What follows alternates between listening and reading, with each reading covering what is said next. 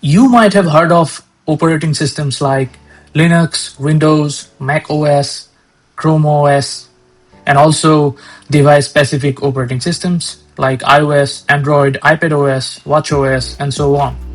But have you heard of GOS? What is GOS? Of course, it is an operating system, but why people don't talk about it that much? Because people don't use it in their desktop or laptop computers. Because we can't use it on our laptop or desktop. It is not meant for retail customers like you and me. It is built for mainframe computers used in the large enterprises. Here are some of the key features of GOS. Number one, Workload Manager WLM. It dynamically allocates system resources like CPU, memory, and I/O in real time based on predefined business goals to ensure high priority tasks always get computing power. Number two, Parallel Sysplex, a clustering technology allowing up to 32 separate GOS systems to act as a single logical computing facility for near continuous availability and load balancing.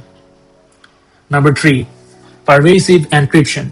It encrypts enterprise data both at rest and in flight at the hardware level, protecting sensitive information without requiring application changes. Number four, Unix System Services (USS).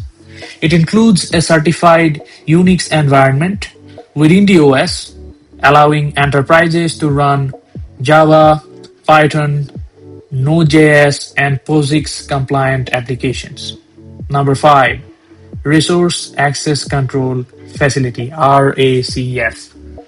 This premier security manager providing robust access control, user authentication, and auditing to protect critical system resources. Number six, exceptional scalability. It scales vertically and horizontally without skipping a bit, easily absorbing massive sudden spikes in transaction volumes. This really helps in real world use cases. Number seven, container extensions (ZCX). It allows developers to deploy Linux-based Docker containers and OCI-compliant applications natively within the GOS environment. Number 8. Virtual Storage Access Method (VSAM), a highly efficient file storage access method used extensively for organizing, managing, and retrieving massive datasets rapidly. Flawless backward compatibility. Point number 9. Core business applications written in COBOL, PLI, or assembler decades ago can still run flawlessly on today's newest versions. Number 10. Zero downtime architecture. It is engineered through redundant hardware integration and software reliability to run for years without requiring a system reboot. Isn't it amazing? Number 11. GOS Management Facility (GOSMF). It provides a modern web browser-based graphical interface to simplify the administration and management of the operating system. Number 12. Time Sharing Option or Extensions (TSOE). It allows interactive time sharing from remote terminals, enabling users to create, maintain, and execute programs. Number 13. Interactive System Productivity Facility, a menu-driven interface that provides developers and administrators with tools for editing datasets and managing operations. Number 14. Job Control Language (JCL), the scripting language used to communicate with the OS to define batch processing jobs, allocate datasets, and execute programs. Number 15. System Display and Search Facility (SDSF).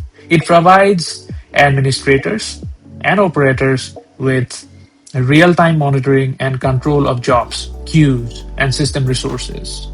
Number 16, Integrated Cryptographic Service Facility, ICSF. It provides an application programming interface for utilizing the secure cryptographic hardware built into IBM mainframes. Number 17, Logical Partitioning, LPAR. It allows a single physical mainframe to be divided into multiple independent logical servers, each one running its own isolated operating system. I believe that is amazing. Number 18, Advanced Communications. It natively supports both TCP/IP and Systems Network Architecture (SNA), enabling seamless integration with both modern and legacy networks. Number 19, Hyperswap. It is a disaster recovery feature that can automatically and transparently switch disk storage subsystems in the event of a hardware failure without stopping applications. This is great for the reliability purpose. Number 20, System Management Facilities (SMF). It continuously collects and records highly detailed auditing and performance data for capacity planning, billing, and systems diagnostics. Okay, here are 20 features of zOS that I have described in brief. By looking at these features, do we need these operating systems in our laptops or desktops? I don't think so. This is purely meant for the mainframe computing systems used in the large organizations. And that is why we don't see this OS in our devices. It is meant for the big guys.